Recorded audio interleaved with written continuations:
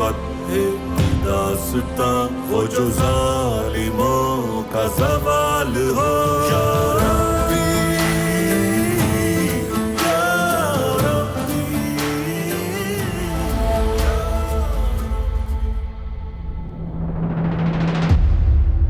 فرزند عزیز، یہ داستان تمہارے آباء و اجداد کی ہے جنہوں نے بے اذن اللہ کئی جہانوں پر حکمرانی کی۔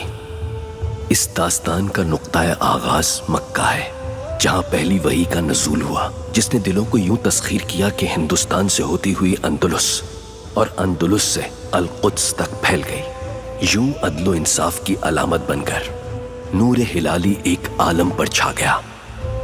اور ایک دن ہلالی سرحدیں صلیبی سرحدوں سے جا ٹکرائیں۔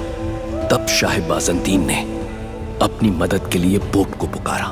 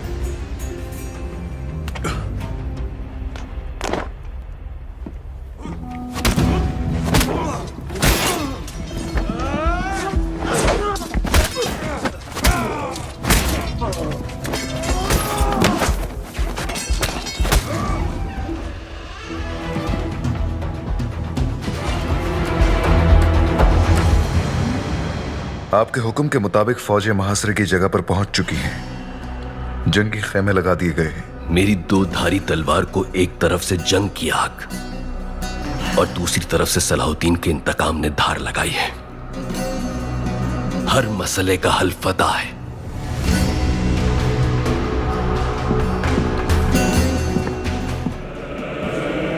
کیا کمسین بادشاہ سچائی سے واقف ہے؟ آج نہیں تو کل ہو ہی جائے گا، مگر اس وقت تک مجھے بادشاہ بنے مدت گزر چکی ہوگی۔ ایسے کماندار کو معافی نہیں ملتی جس نے اپنا ہی باپ بیچ ڈالا ہو۔ کوئی مسئلہ نہیں، کیونکہ زیادہ عرصے تو یہ بھی نہیں جی پائے گا حضور۔ احتیاط کرو یانوش، یہ ان باتوں کا وقت نہیں۔ کیا ویٹیکنز کو بھروسہ نہیں رہا مجھ پر؟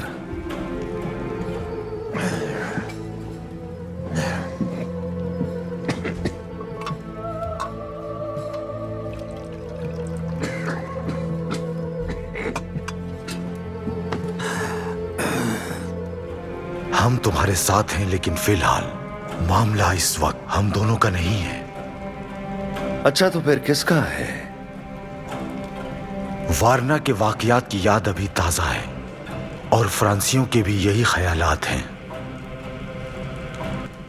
आप क्या समझते हैं मैं कुछ बुज़दिलों की वजह से कि हमले और मजालिम भुला सकता हूँ? नहीं, लेकिन पहले तुम्हें अपनी अहलियत पापा आजम पर साबित करना होगी।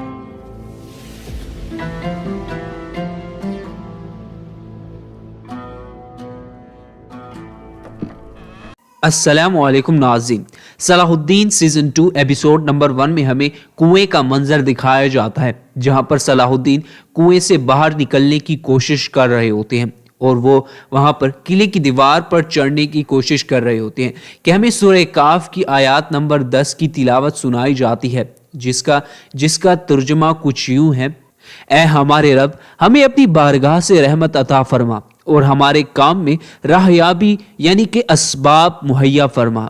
नाज़रीन, सलाहुद्दीन बड़ी ही मुश्किल से और जिद्दोजहद करके वहां पर कुएं की दीवार पर चढ़ रहे होते हैं और वो एक एक पत्थर पर बड़ी ही होशियारी से और एहतियाती से पैर रख रहे होते हैं। फिर हमें दिखाया जाता है कि सलाहुद्दीन कुएं के मुंह पर पहुंच जाते हैं और वो वहां से बाहर निकलने ही वाले होते हैं कि वो पत्थरों पर बहुत ही ग्रिप से, बहुत ही मजबूती से उन्हें पकड़ रखा होता है और फिर हमें सलाहुद्दीन की अंगूठी भी दिखाई जाती है जो कि चमक रही होती है। फिर हमें सलाहुद्दीन दिखाया जाता है जो कि ऊपर की जानिब मुसलसल देखते जा रहे होते हैं। फिर हमें कुएं के बाहर का मंजर दिखाया जाता है जहां पर सलाहुद्दीन कुएं की दीवार पर चढ़ जाते हैं और फिर वो देखते हैं तो चांद की तरफ देखते हैं और फिर वो बाहर निकलने की कोशिश कर रहे होते हैं। नाज़रीन, फिर हमें दिखाया जाता है कि ये सब सलाहुद्दीन का एक ख्वाब होता है और फिर वो कुएं में पड़ा मौजूद होता है कि उसकी आंखें खुल जाती हैं। नाज़रीन, जैसे उसकी आंखें खुलती हैं तो वो ऊपर की जानिब निगाह डालता है और वो ऊपर की जानिब चांद को देखता है कि चांद बड़ी आबोताब से चमक रहा होता है, यानी कि ये एक 14वीं का चांद होता है। नाज़रीन, जैसे ही सलाहुद्दीन चांद को देखते हैं तो बहुत ही पुरसकून हो जाते हैं और बहुत ही पुरसकून हो जाते हैं और अपनी आंखों को खोलने लगते हैं और कहते हैं, ऐ मेरे अल्लाह, ऐ मेरे अल्लाह, ऐ मेरे पाक अल्लाह। नाज़रीन, फिर वो कहते हैं, ज़मीन तेरी है, आसमान भी तेरा है, तू ही ज़मीन व आसमान का मालिक है और तू ही ज़मीन व आसमान का खालिक है। मेरी मुश्किल को आसान फरमा मेरे रब, तू ही मुश्किल कुशा है या अल्लाह। नाज़रीन, फिर हमें सलाहुद्दीन को ऊपर से दिखाया जाता है जो कि कुएं में पड़ा होता है, बेयार और मददगार पड़ा होता है। फिर हमें मंजर तब्दील करके हमें किले का मंजर दिखाया जाता है जो कि एबेलिन किला होता है, जहाँ पर एक जुबे में मलबूस शख्स आ रहा होता है और उसके हाथ में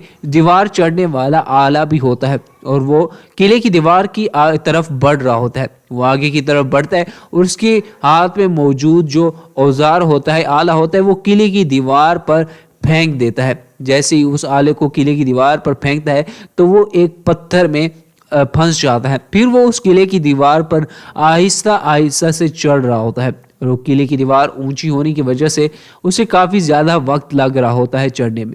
दूसरी तरफ हमें दिखाया जाता है कि सलाहुद्दीन भी कुएं की दीवार पर चढ़ रहा होता है, यानी कि इस बार वो सच में कुएं की दीवार पर चढ़ने की कोशिश कर रहा होता है, यानी कि यकीनन ये उसका कोई ख्वाब नहीं होगा। फिर वो कुएं की दीवार पर चढ़ रहा होता है और उसे बहुत ज़्यादा मुश्किल हो रही होती है। इसी तरह हमें सीन तब्दील करके दिखाया जाता है जहाँ पर वो शख्स भी किले की दीवार पर चढ़ रहा होता है, यानी कि हमें सलाहुद्दीन दिखाया जाता है, फिर वो शख्स दिखाया जाता है जो कि दोनों ही दीवारों पर चढ़ रहे होते हैं। नाज़रीन, सलाहुद्दीन बड़ी ही मुश्किल से किले की दीवार पर चढ़ रहा होता है और दूसरी तरफ वो शख्स भी आहिस्ता आहिस्ता से उस किले की दीवार पर रस्सी की बदौलत चढ़ रहा होता है, जबकि सलाहुद्दीन के पास कोई ऐसी रस्सी नहीं होती। वो अपने हाथों की मजबूती पर ही कुएं की दीवार से बाहर निकलने की कोशिश कर रहा होता है।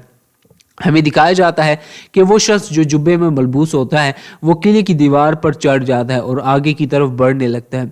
नाज़रीन, वो जैसे ही आगे बढ़ता है तो उसके सामने सलेबी सिपाही आ जाते हैं और एक सलेबी सिपाही कहता है कि तुम कौन हो, रुको, कहाँ जा रहे हो।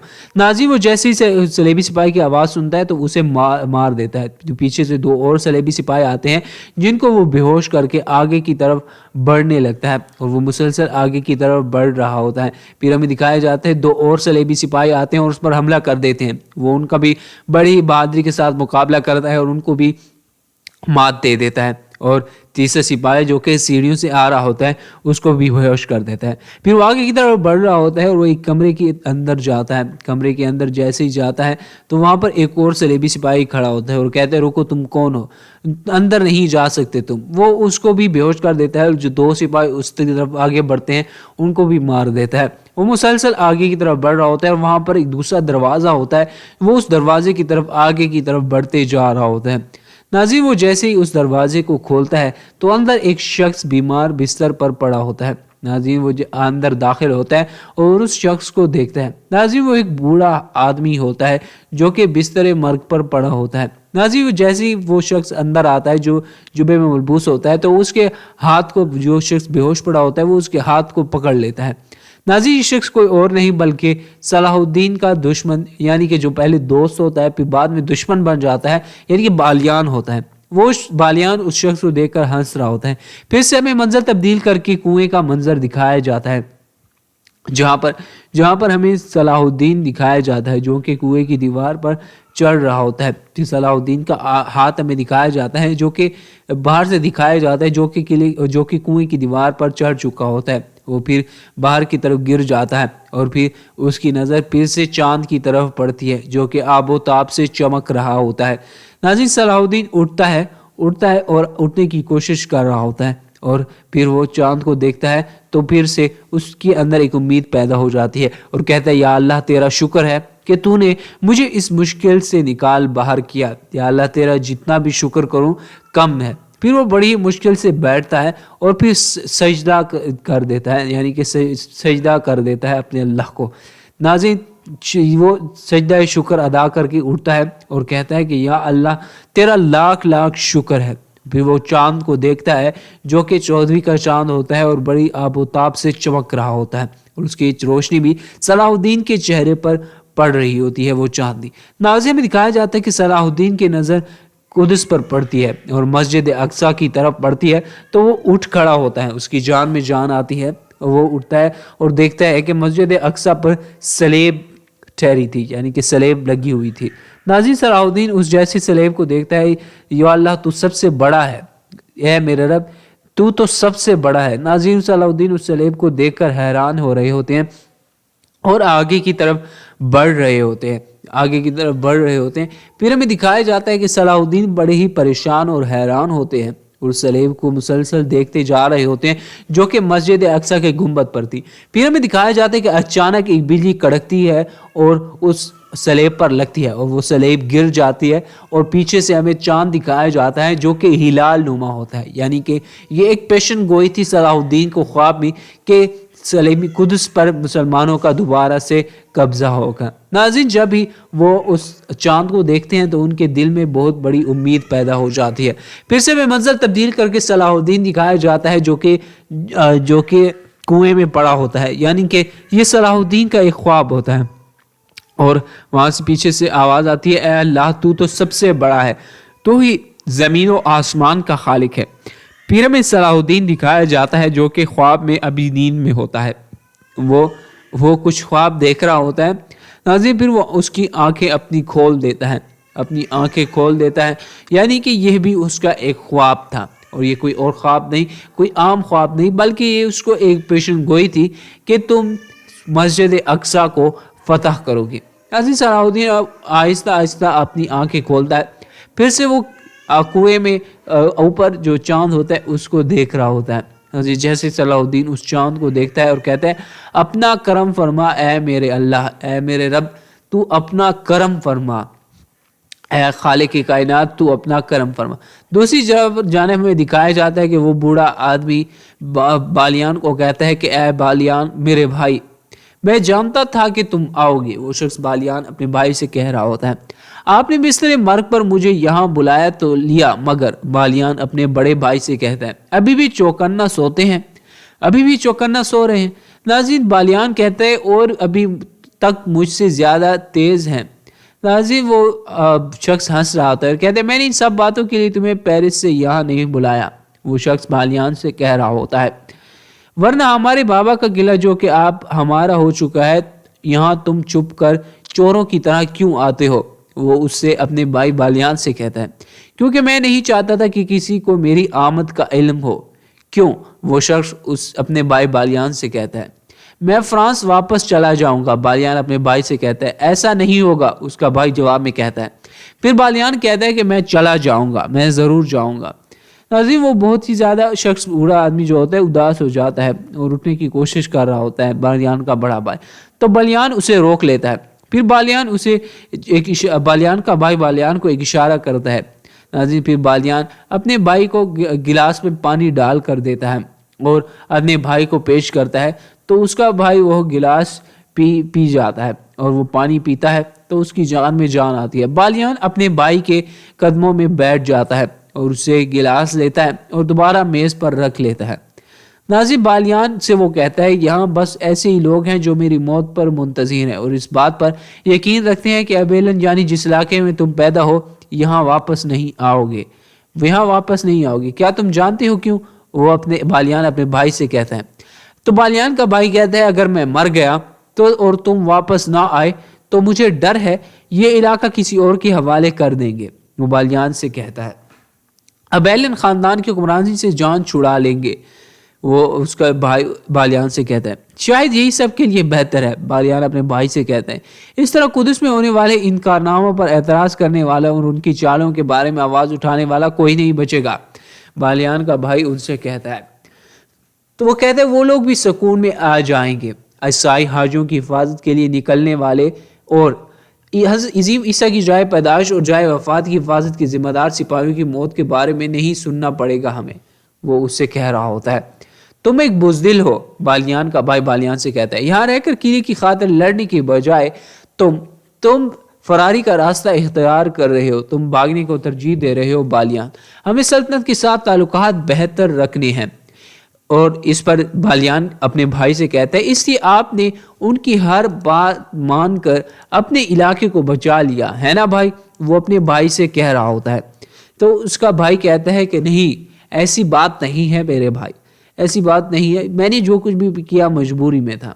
ناظرین میں بالیان کہتا ہے کہ میں اس بات پر آپ سے مزید بحث نہیں کروں گا، صرف آپ کو دیکھنے آیا تھا، دیکھ لیا ہے، اب جا رہا ہوں. وہ اپنے بھائی سے یہ کہتا ہے. اس کا بھائی بہت ہی زیادہ اداس ہوتا ہے اور بالیان کہتا ہے کہ بس. اس کے ساتھ ہی وہ اپنی جیکٹ سے کوئی چیز نکالتا ہے، یعنی کہ وہ ایک سلیب نما ایک پھول ہوتا ہے، وہ اس کو باہر نکالتا ہے. تو بالیان کا بھائی جیسے ہی اس کو دیکھتا ہے تو بالیان سے کہتا ہے یہ میں نے آپ کے لیے بنایا تھا، یہ خاص طور پر آپ کے لیے بنایا تھا. تو پھر وہ اس کو دے دیتا ہے وہ ایک سلیب نما پھول.